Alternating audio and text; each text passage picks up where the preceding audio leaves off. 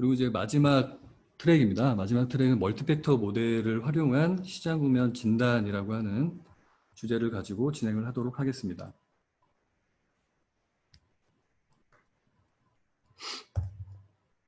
멀티팩터 모델은 사실은 기술 요소는 많이 들어가지 않습니다. 기술 요소는 거들 뿐이고요.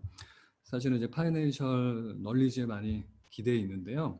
그래서 이 트랙을 소개해 드리는 것이 어떨까 뭐 이런 고민을 좀 했는데 아마도 이런 부분에 대해서도 관심을 가지고 있는 분이 있으실 수도 있을 것 같아서 좀 준비를 해보았고요.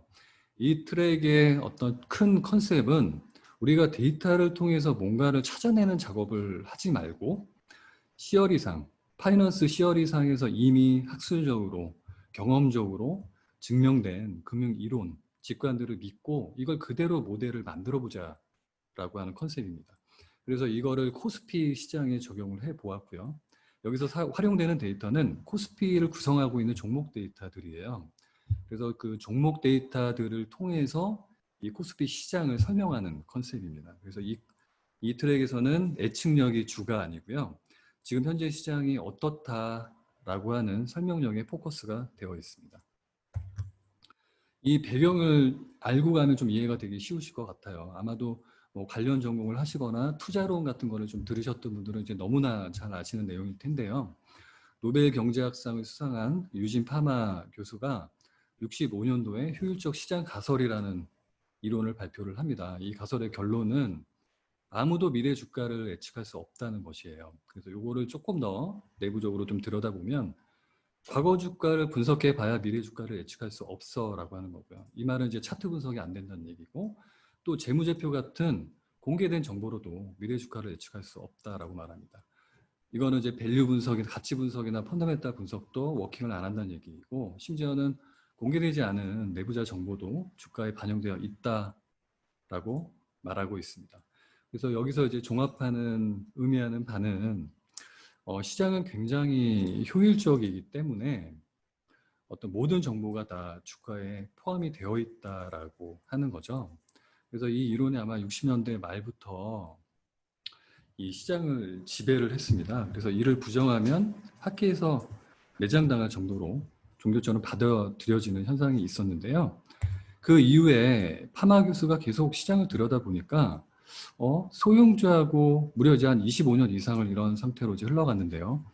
소형주나 가치주를 장기적으로 오래 보유하다 보니까 시장보다 높은 수익이 났던 거예요. 그래서 파마는 자신의 명성에 금이 갈 것을 아랑곳 않고 동료 학자 프렌치하고 연구 결과를 발표를 합니다. 그게 이제 92년에 나온 The Cross Section of Expected Stock Returns라고 하는 논문인데 이게 아마 멀티팩터 모델에서는 잠깐 좀 질문이 하나 들어왔네요. 프로그램 매매 방식은 파이낸셜 시어리 드리븐 접근 방식이 적용된 것인가요? 맞기도 하고 아니기도 합니다. 프로그램 매매라는 것도 컨셉이 여러 가지가 있겠죠. 그래서 이런 시어리 기반의 검증된 직관을 갖고 적용하는 방식도 있을 것이고 그리고 지금은 이런 뭐 AI나 데이터를 통해서 뭔가를 해결해 보자 하는 노력들을 굉장히 많이 하게 되죠. 그런 부분도 포함이 되어 있다고 생각을 합니다. 그러면 좀 이어서 진행을 해보도록 하겠습니다. 그래서 이 논문에서는 이런 뭐 소형주 효과나 가치주 효과 같은 이런 부분들을 이대현상 아노말리라는 표현을 씁니다. 이게 초과 수익을 낼 수 있는 요인이라는 의미이죠. 그래서 이런 시장의 민감도를 나타내는 시장 베타, 소형주 효과, 가치주 효과를 묶어서 굉장히 뭐 이쪽에서 굉장히 유명하죠. 파마 프렌치 3팩터 모델이라는 것이 나오게 되고 그 이후에는 감히 뭐 이런 쪽의 연구들을 계속 발견한 사람이 있었을 거예요. 학자들도 많이 연구가 됐었고 근데 이제 감히 이게 틀렸다라고 주장하지 못했던 연구자들을 중심으로 활발하게 연구가 발표되기 시작합니다. 그런데 우리가 이 동시대 사람 중에 우리가 가장 잘 알고 있는 투자자 중에 한 명이 워렌 버핏이 있죠. 워렌 버핏은 이런 현상에 대해서 어떻게 생각을 했을까요? 그게 한마디로 한번 보면 시장이 자주 효율적인 것은 맞지만 시장이 언제나 효율적인 것은 틀린 결론이다라고 이야기를 합니다. 그래서 자주와 언제나라는 표현은 무언가 투자 의사 결정을 할 때 굉장한 차이가 있다는 것이죠. 벌써 이제 워런 버핏이 이런 어떤 통념적인 어떤 통찰을 가지고 있었던 거죠. 우리가 알고 있는 어떤 금융시장의 직관들이 이런 것들이 있을 거예요. 뭐 달리는 말에 올라타라라는 말도 아마 뭐 주식하시는 분들은 들어보셨을 텐데요. 또 중소형주를 사야 좀 투자 수익이 높아. 아니야, 삼성전자에 올해 장기 투자해야 해. 저평가 주식을 사야지 좋아. 아니면 뭐 어떤 음식료나 유틸리티 같은 변동성이 적은 주식을 장기간 보유하니까 괜찮네. 뭐 이런 직관들이 있을 텐데 이를 이제 금융적인 용어로 좀 바꿔보면 뭐 이렇게 표현할 수가 있을 것이에요. 달리는 말에 올라타라라는 표현은 최근에 수익률이 좋았던 주식이 한동안은 더 좋을 것이다라는 현상이고요. 이런 것들은 이제 모멘텀이라는 표현을 쓰고 또 뭐 퀄러티라는 말, 우량주라는 말은 꼭 그 재무 기반의 재무 비율들이 우량하다는 얘기겠죠. 이런 것들을 이제 퀄러티라고 하고 저평가 주식을 분석하는 탄다는 개념을 밸류라는 표현을 씁니다. 그리고 또 변동성이 적은 뭐 이런 것도 이제 로우 볼이라고 많이 부르는데 로우 볼라틸러리 해서 이제 변동성이라고 또 표현할 수가 있겠죠. 이것들을 좀 잘 정리를 해보면 이렇게 7가지로 정리를 해볼 수가 있을 것이고요. 본 연구에서는 시장을 이렇게 7가지 요인으로 한번 풀어내 보고 싶은 거예요. 그런데 이제 우리가 실제적으로 하고 싶은 작업은 이런 요인들이 그냥 초과 수익의 요인이 되는 거야 라고 하는 데서 그치는 것이 아니고 이를 뭔가 이제 수리적으로 한번 정리를 해보고 싶은 거예요. 그래서 이거를 뭐 디테일하게 뭐 이렇게 얘기 드릴 수는 없겠지만 어떤 개념적으로 좀 이렇게 요약해서 좀 짧게 전달을 드려보도록 하겠습니다. 여기서 이제 팩터 하나만 한번 봐볼게요. 그 밸류 팩터라는 걸 한번 봐볼 때 이 밸류 가치가 있어, 가치주야 라고 하는 거를 잘 설명할 수 있는 뭔가 어떤 수치값이 있을 거예요. 이것을 우리가 이제 디스크립터라고 이야기를 하고요. 그런 것들의 뭐 증거가 되는 값들이다라고 해서 제가 이제 논문이 나온 순으로 나열을 해놨는데 첫 번째 거는 뭐 너무나 잘 주식하시는 분들은 이제 너무나 잘 아실 것 같아요. 퍼죠. 프라이스 어닝 레이셔에서 이거는 그 기업이 번 이익의 몇 배로 주가가 거래가 되냐 이런 개념이고 당연히 순이익의 10배로 거래가 되는 기업보다는 순이익이 한 5배 정도로 거래되는 기업이 더 저평가되어 있다고 말할 수가 있겠죠. 그래서 이런 거를 뭐 회계상 장부가치인 북밸류랑 따져보는 개념도 있을 거고 뭐 캐시플로랑 보는 개념도 있을 것이에요. 또 뭐 버블이 일어나는 시기에는 이런 밸류데이션 값들이 너무 커지니까 우리 그러지 말고 매출액이랑 한번 비교해봐. 그래서 켄 피셔라는 사람이 만든 뭐 PSR 같은 것도 있을 것이고요. 또 최근에는 뭐 EV 에비타라고 하는 개념도 있어요. 그러니까 에비트라고 하는 거는 영업이익을 이야기하고요. 뒤에 이제 DA라고 하는 것은 디프레이션, 어모타이제이션의 약어인데 유무형 자산의 감가상각 금액입니다. 이런 것들 감가상각 금액은 사실은 이제 현금은 그대로 갖고 있는데 회계상에서만 빠지는 금액들이죠. 그래서 영업 활동을 통해서 실제적으로 얼마큼 현금을 갖고 있느냐의 의미이고 이 값이랑 우리가 이 회사를 M&A 하듯이 뭔가 통째로 산다면 얼마가 들어라는 개념으로 엔터프라이즈 밸류라고 하는 뭐 시가총액이 필요하겠고 그 회사가 가진 부채의 크기만큼이 또 필요하겠고 여기서 그 회사가 가진 현금성 자산을 빼면 필요한 금액이 나올 거예요. 뭐 이렇게 약간 상대 가치를 한다 그래서 이런 비율을 이제 멀티플이라고 부르는데요. 근데 이런 게 이제 밸류를 설명한다라는 것을 어떻게 이제 풀어내냐면 우리가 이제 코스피 안에 있는 모든 주식을 줄을 한번 세워볼게요. 이거를 이제 가장 처음 걸로 한번 해볼까요? 이익 주가 비율로 퍼로 그 낮은 순으로부터 낮아 이제 가치 주기 때문에 낮은 순으로부터 줄을 세워보면 예를 들어 약간 이제 아이디어란 그림이긴 한데요. 이런 식으로 나열되어 있다라고 하면 무려 이제 가장 저평가된 주식들은 무려 이제 수익률이 이제 뭐 애뉴얼리 31%가 났고요. 고평가된 주식들 10분위 같은 경우에는 뭐 마이너스의 수익률을 보였습니다. 무려 차이가 45%가 났죠. 이런 식의 경향을 보이는 지표가 있다라고 하면 그 디스크립터는 밸류 팩터를 잘 설명하는 지표일 것이에요. 그래서 이거를 이후에는 통계적으로 뭐 표준화 작업을 한다라고 하는데 이런 그 어떤 지표의 크기들이 틀리니까 이런 스케일을 맞춰주는 작업을 이후에 하게 됩니다. 그래서 이런 디스크립터들을 하나를 단독으로 사용할 수도 있겠고 여러 개를 이제 복합적으로 묶어서 사용할 수도 있을 것이에요. 당연히 여러 개를 감안을 할 때 모델의 어떤 강건성이라고 하는 거, 좀 오래 잘 동작하는 그런 로버트니스라고 하는 부분에서는 조금 더 장점을 가질 수가 있겠죠.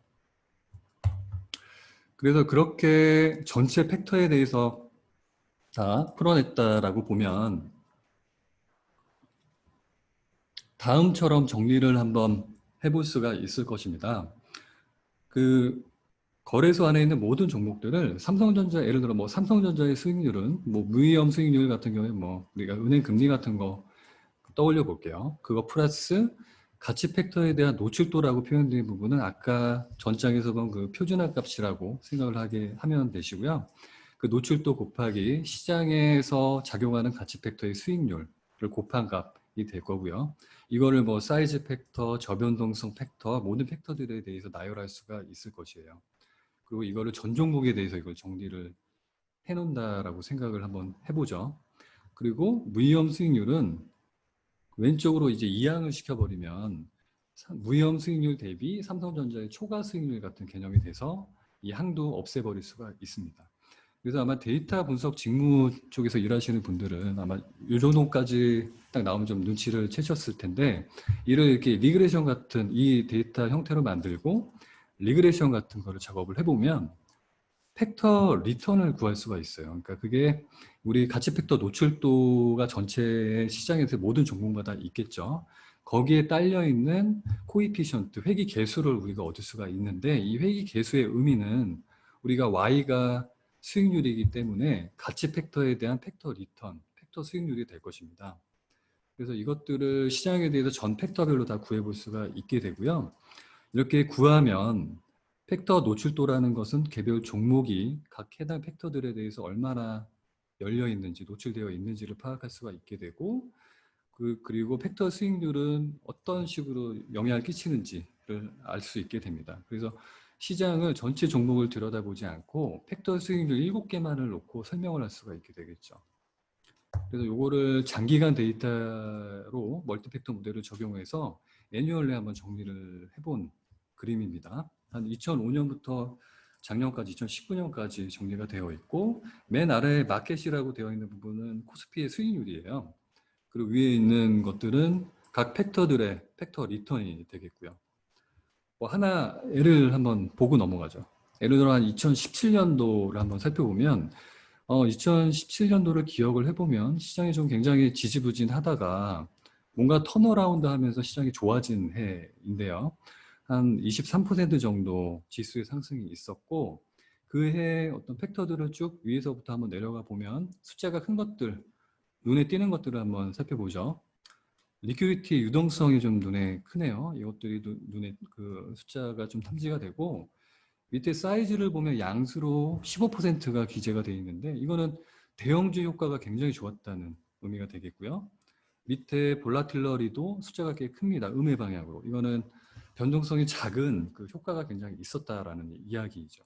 이걸 좀 이렇게 쉽게 말을 좀 풀어보면 2017년에는 유동성이 풍부하고 상대적으로 움직임이 느린 대형주가 주도했던 장세구나, 이렇게 파악을 할 수가 있게 되겠죠.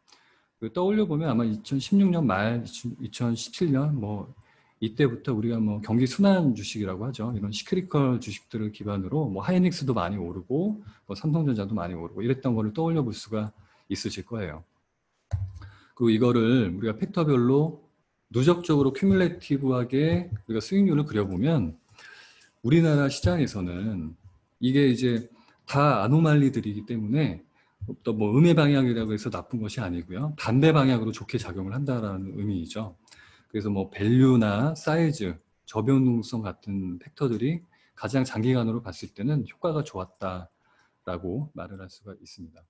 그런데 이렇게 힘들게 모델을 만들어도 우리가 이제 회귀 분석의 R 스퀘어 같은 개념을 통해서 시장에 대한 설명력을 들여다보면 약 한 30에서 40% 정도가 설명이 됩니다. 설명하지 못하는 부분들이 더 훨씬 크죠. 이런 것들이 이렇게 투자가 정말 어렵구나라고 하는 부분을 유추해 볼 수가 있을 것이에요. 여기서 좀 우리가 아이데이션을 조금 더 끌어가 보도록 하겠습니다. 이런 말을 한번 들어보셨는지 모르겠어요. 시장이 낙관적일 때 소형주 또 로우 퀄리티 주식들이 성과가 좋다라는 말이 있는데요.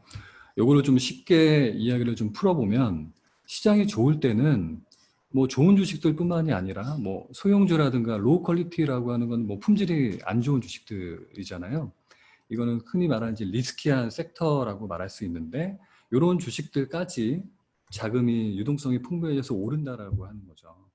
그래서 이거를 이제 금융세타 쪽에서는 리스키한 자산을 시장이 받아들일 수 있는 때다라고 해서 리스크 온이라는 표현을 보통 쓰고요. 또 반대로 시장이 비관적일 때는 이런 리스키 섹터들의 어떤 에셋들을 다 버리고 뭐 대형주나 우량주로 갈아타겠죠. 뭐 이런 개념을 또 리스크가 오프됐다라고 표현을 합니다. 이처럼 각각의 팩터를 보면 수익률이 좀 잘 좋을 때가 있을 것이고요. 그렇지 않을 때가 있을 것이다라는 것을 쉽게 떠올려 볼 수가 있고 이런 로테이션 현상은 계속 반복될 것이다라고 또 생각을 해볼 수도 있을 것입니다. 그러면 뭐 이런 이제 쭉 우리가 이런 아이디어의 흐름으로 한번 종합해 본다면 뭐 이렇게 한번 종합해 볼 수도 있을 거예요. 만약에 우리가 경기 국면을 나누어 보고 국면별로 우월한 성과가 기대되는 팩터를 미리 파악할 수가 있다면 다음에 도래할 국면의 어떤 시장 전망을 우리가 제시할 할 수도 있지 않을까? 이렇게 또 생각을 해볼 수가 있는 거죠. 이런 컨셉을 한번 트라이를 해보도록 하겠습니다. 우리가 이제 경기 국면을 간단히 정의를 할 때 그래도 좀 믿고 쓸 수 있을 만한 어떤 인디케이터들 중에서는 OECD 경기 선행 지수라는 거를 쓸 수가 있을 거예요. 이것들은 이제 경제 지표 중에 대표적인 몇 개의 어떤 지표들을 가지고 컨버짓하게 한 6개월에서 9개월 뒤에 경기 흐름을 예측하는 지수인데요. 이거를 이제 해석하는 방법은 100을 지수값 100을 기준으로 위에 있으면 뭔가 일단 경기가 좋은 거예요. 그리고 또 100 밑으로 가면 안 좋은 거고요. 그런데 100 위에 경기가 좋으면서 그 올라가는 그 기울기가 올라가는 추세에 있으면 이를 확장기라고 표현하면 익스펜션 기간이라고 표현을 하고요. 또 100보다 위지만 이게 떨어져요. 기울기가 떨어져. 이런 건 이제 슬로다운, 하강기라고 표현을 하고요. 또 100보다 낮은 안 좋은 구간인데 기울기까지 안 좋아요. 쭉 떨어지고 있어요. 이런 구간들은 이제 컨트랙션에서 이제 불황이라고 표현을 하고요. 또 100보다 안 좋지만 올라가는 이런 추세를 리커버리, 당연히 회복기라고 표현을 합니다. 그래서 우리나라를 한 2004년부터 쭉 이것들을 먼스리 개념으로 정리를 해보면 확장기는 한 56개월, 또 불황기는 한 48개월 정도. 그래도 또 균등하게 어느 정도는 분포가 되어 있죠. 그래서 요것들을 이 컨셉을 가지고 아까 조금 전에 봤었던 멀티팩터 모델을 적용을 해보면 어떤 결과를 얻을 수 있을까요? 다음의 그림과 같은 어떤 차트를 좀 정리를 해볼 수가 있는데 한번 뭐 이거 뭐 결과를 한번 보시는 것도 좋으니까 한번 천천히 위에서부터 한번 같이 한번 살펴보도록 할게요. 먼저 이제 베타 팩터라고 하는 부분이 있는데 베타라는 것은 뭐 이런 거예요. 시장이 뭐 1%만큼 변할 때 내 종목은 얼마나 변해 뭐 이런 컨셉입니다. 그래서 민감한 주식들은 시장보다 많이 변하는 것이고 베타가 낮은 주식들은 적게 변하는 것이죠. 당연히 이런 컨셉을 들어만 봐도 그 호황기 때는 뭐 긍정적인 방향으로 작용을 할 것이고 또 불황기 때는 안 좋은 쪽으로 작용을 할 것이에요. 그런 경향이 그대로 묻어 있고요. 또 밸류라고 하는 팩터가 굉장히 눈에 띄는데 밸류라고 하는 팩터는 어떤 경기 국면에 상관없이 무조건 또 긍정적인 효과를 냈습니다. 특히나 리커버리 구간에서는 굉장한 수익률에 기여를 많이 했죠. 그리고 또 모멘텀 효과를 보면 모멘텀 효과는 경기 확장 국면에 가장 효과가 좋았고요. 또 퀄러티라고 하는 팩터는 아까 설명드렸듯이 경기가 좀 안 좋아지는 국면에서 힘을 발휘를 했습니다.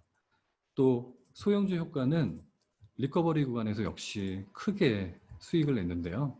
이를 종합 위에 이제 밸류랑 같이 붙여보면 소형 가치주 같은 경우에는 경기가 굉장히 불황기에서 회복기로 턴하는 시점에서 상당히 많은 수익을 낸다, 뭐 기여를 한다 이렇게도 해석할 수가 있겠죠. 또 리큐리티 같은 부분에는 경기가 좋을 때는 유동성이 좋은 쪽에 돈이 몰리다가 경기가 좀 안 좋으면 다 던져버리는 거죠. 뭐 이런 식의 해석을 할 수가 있겠고 볼라틸러리 또한 저변동성 효과 또한 대부분의 경우에 리커버리 구간을 빼고는 긍정적인 효과를 냈습니다. 그래서 이런 부분들을 바탕으로 우리가 경기 국면별로 추천 팩터를 내볼 수가 있을 것이에요.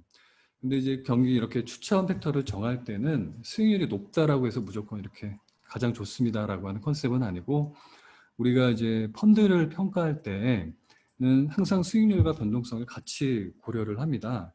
그러니까 만약에 어떤 동일한 수익률을 냈을 때 많이 변동이 심했어요. 이건 어떻게 보면 이제 투자자 입장에서 마음고생을 많이 했다라는 얘기죠. 이런 펀드보다는 동일한 수익률을 냈을 때 큰 변화 없이 꾸준하게 상승한 이런 펀드에 좀 더 밸류를 주는 거예요.